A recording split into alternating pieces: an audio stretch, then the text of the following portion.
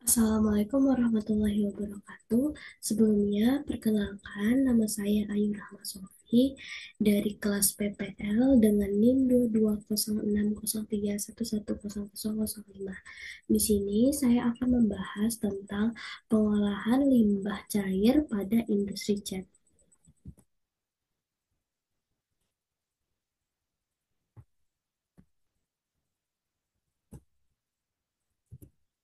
Yang pertama yaitu adalah latar belakang. Industri cat merupakan sektor penting dalam kehidupan sehari-hari yang digunakan untuk mempercantik dan melindungi permukaan benda.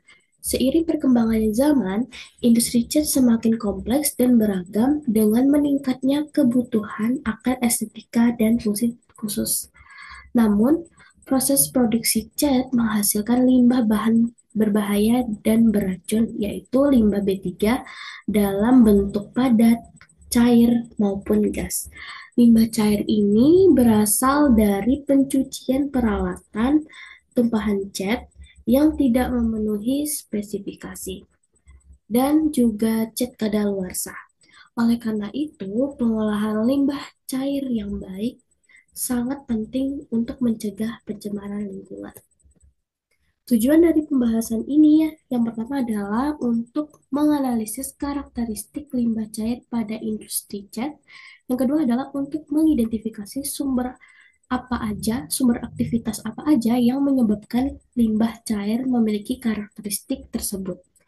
Yang ketiga adalah untuk mengetahui metode pengolahan limbah cair pada industri cat. Pembahasan yang akan kita bahas adalah cat. Yang kedua adalah sumber aktivitas yang menyebabkan limbah cair memiliki karakter limbah cair pada industri cat. Langsung saja dari pembahasannya. Yang pertama adalah karakteristik limbah cair pada industri cat. Limbah cair sering mengandung senyawa organik dan anorganik termasuk minyak, alkohol, fenol, dan pewarna sintesis. Dan juga logam berat seperti timbal, merkuri, dan kadmium yang berasal dari pigmen dan bahan kimia yang digunakan pada saat pembuatan cat. Selanjutnya adalah terdapat konsentrasi tinggi bahan organik termasuk pelarut organik dan senyawa votil yang dapat mencemari lingkungan jika tidak dikelola dengan baik. Selanjutnya pada karakteristik pH, pH limbah cair dapat bervariasi tergantung pada bahan kimia yang digunakan pada saat proses produksi, yang mempengaruhi metode pengolahan yang diperlukan. Kemudian limbah cair sering memiliki kekeruhan dan warna yang tinggi akibat partikel pigmen dan bahan lainnya yang terlarut atau tersuspensi. Pembahasan yang kedua adalah sumber aktivitas yang menyebabkan limbah cair. Yang pertama adalah di sini ada gambar satu yang dihasilkan dari industri cat. Yang pada prosesnya itu adalah tempat stok bahan baku, penggilingan, stok produk. Limbah-limbah yang dihasilkan pada tempat stok bahan baku itu ada volatil organik dan ceceran tumpahan bahan baku. Dan ini memiliki limbah yang hampir sama, yaitu ada volatil. Yang kedua adalah ceceran atau tumpahan cat, kemudian limbah pencuci peralatan pada produksi cat. Pada penyaringan ini terdapat limbah stok produk ini menghasilkan limbah yang mungkin produk yang kadaluarsa, setelah itu cat yang kering. Yang pertama adalah sumber aktivitas pada pencucian peralatan. Pada proses pencucian peralatan produk seringkali menghasilkan air limbah yang mengandung sisa-sisa cat, pelarut, dan bahan kimia lainnya.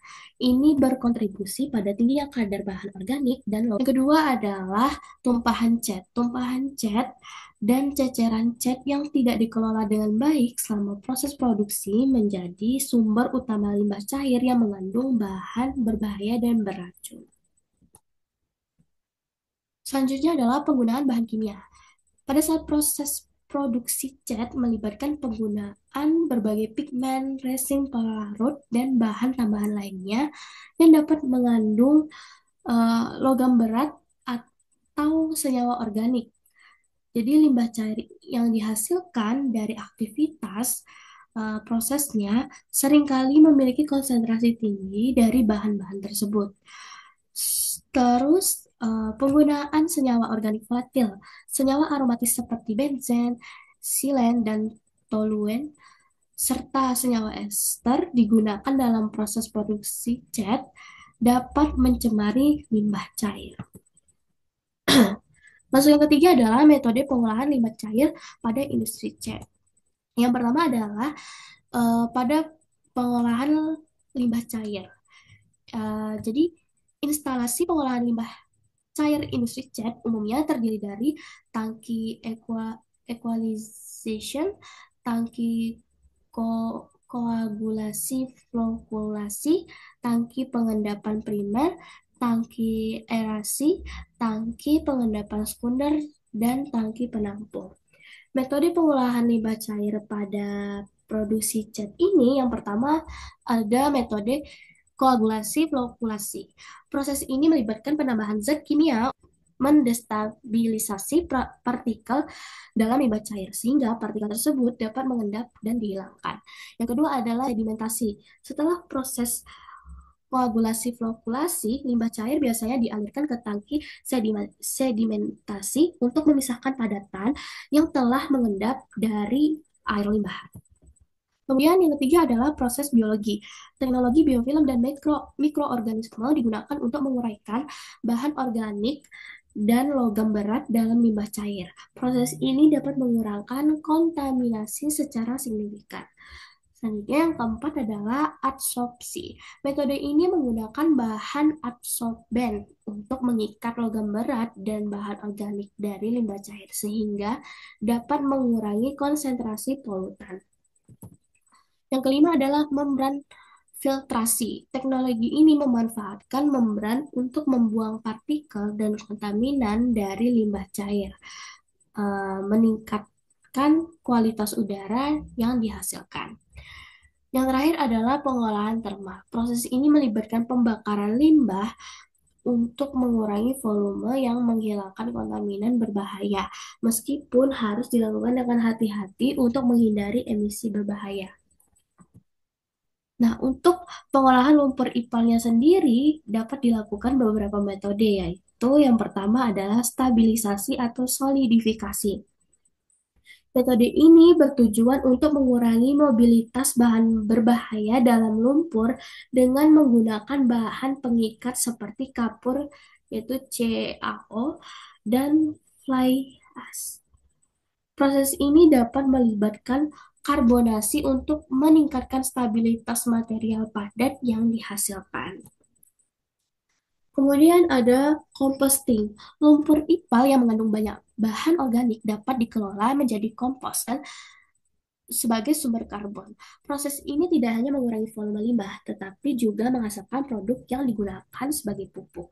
Yang terakhir, metode ini menggunakan mikroorganisme untuk menguraikan bahan organik dan logam berat dalam lumpur, sehingga kontaminasi dan sehingga mengurangi kontaminasi dan meningkatkan kualitas limbah yang dihasilkan. Dari pembahasan sebelumnya dapat disimpulkan bahwa limbah cair dari industri cat terutama terdiri dari limbah air limbah pencucian peralatan produksi, tumpahan cat, dan juga cat yang tidak memenuhi spesifikasi.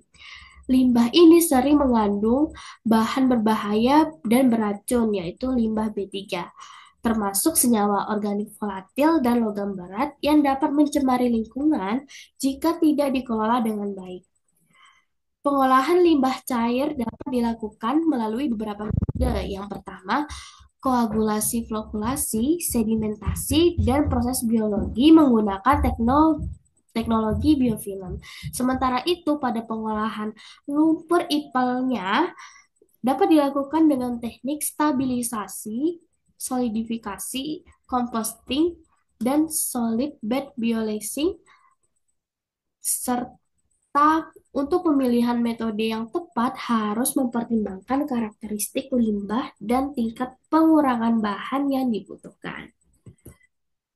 Baik, sekian pembahasan saya. Kurang dan lebihnya mohon dimaafkan.